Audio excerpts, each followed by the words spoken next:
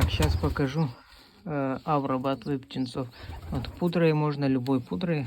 Для птиц она подходит. Вот это для мелких, это для взрослых.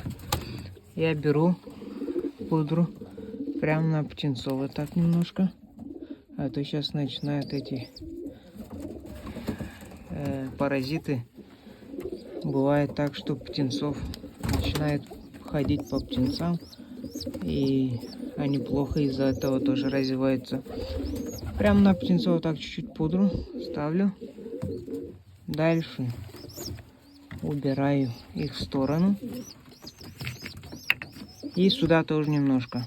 Вот так вот прям. И все. Готово. Сейчас будем их кормить, родителей. Вот так вот.